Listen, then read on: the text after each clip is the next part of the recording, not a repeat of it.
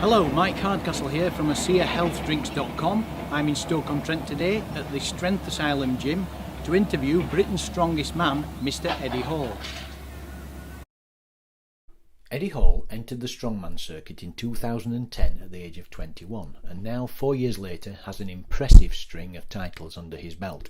After winning UK Strongest Man in 2011 on his first attempt, he retained the title in 2012 and 2013. In 2014, Eddie won the title Britain's Strongest Man and was also a finalist in the World's Strongest Man competition in Los Angeles, California.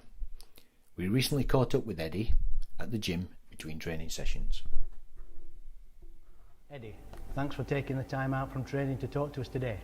No problem. Eddie, can you please share with the listeners your background and how you became an athlete? I had a very athletic bringing up, and my whole family was into sports. I was a national champion swimmer from the age of sort of like 11 to 13, and then grew out of that sport. Started doing a bit of weightlifting in high school, but, just general bodybuilding for looks kind of thing. And then I realised my strengths. Entered the first strongman competition. I was 19.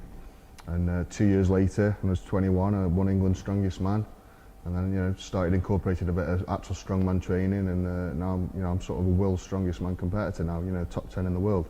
And strongman competitions have been really popular since the late 1970s, a little bit before your time. Why do you think they're still popular now?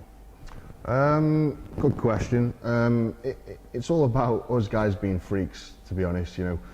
People love to see freaky stuff, freaky men. We are freaks, we're massive guys, and we lift absolutely tremendously massive weights. We pull planes, we flip cars, and we lift unimaginable weights above our head. So that's why it's sort of a, especially at Christmas time, it's just renowned for that, that entertainment sport.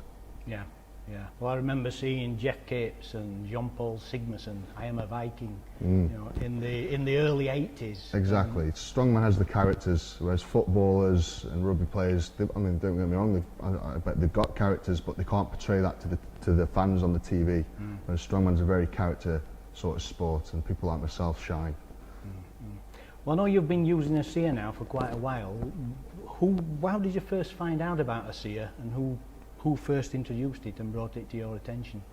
I was approached by a person called Steve Ottewell, and he actually, sent me some products, so asked me to test it. Told me a bit about it, how it works with the body. Not too in touch, but for someone like myself, I could understand it.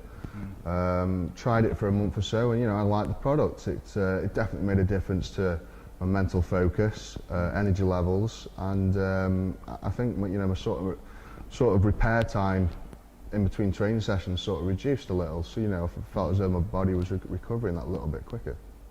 How did it impact your recovery overall? Was it an immediate thing, or did it take a few weeks to sort of start feeling the results from ASEA? It's pretty much instant. Within a couple of weeks you can sort of look back 2 weeks ago and you think, God, this time 2 weeks ago I was really fatigued, sort of couldn't really get out of bed sort of thing. It just gives that little bit of extra energy. For myself, my personal most benefit was the mental focus, which in turn can sort of give you that extra energy to sort of focus on a goal. Let's talk about your life as an athlete since you first discovered ASEA. How have things progressed for you since then, Eddie? Obviously I've put a lot more size and weight on, which is a main component for strongman.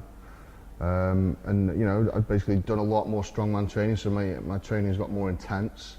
So I'm doing a lot heavier, a lot faster, more specific training. Which means I need to recover quicker, so I'm doing more training sessions. So it's a very basically strongman's a very slow, progressive sport. When you talk to other athletes about ASEA and share the details on ASEA, how do you advise them about ASEA?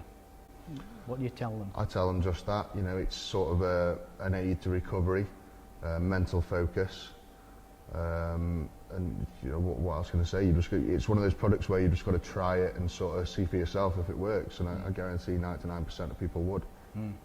I know that I was out of the gym for about 5 years, and then my son made me go back, but that was just when I started taking the ASEA, and the reason I didn't want to go back to the gym and start training again was because of the muscle soreness that you normally get. And when I went back, that muscle soreness just never happened for me. You know, I was going training 2 or 3 times a week, and I was expecting to be, you know, walking about like an old man for the first couple of weeks, but it never happened, and I kept going. Is that the same when you're doing the intense type of training that you do? Yeah, for sure. I mean, I could do a sort of a leg session. I do legs on a Monday, and I do legs for sort of 3.5, 4 hours. And it, you know, if you sort of do that without any after products, such as proteins and recovery drinks and things, you would feel the massive effects of, you know, a sort of I think they call it DOMS, you know, delayed onset of muscle syndrome or whatever. And ASEA sort of stops that. It just helps, you know, helps along all those proteins. It's just another assisting product that we take. So do you take it morning and night? I just take it in the morning. You just take it in the morning? Yeah, I find, you know, I've got a very busy lifestyle, and I find taking it twice a day a little too, you know, a little too much for me. So it's easy for me just to take all of my dose in the morning. It seems to work throughout the day. Yeah, and do you up that dosage when you're training for a competition? I will. I'll only up the dosages actually on a comp day, but all year round keep it pretty the same. Pretty much the same. Yeah. Okay. So what's coming up next for Eddie Hall then? I've actually got a competition in a couple of weeks. It's the World's Strongest Team Show, Britannia Stadium.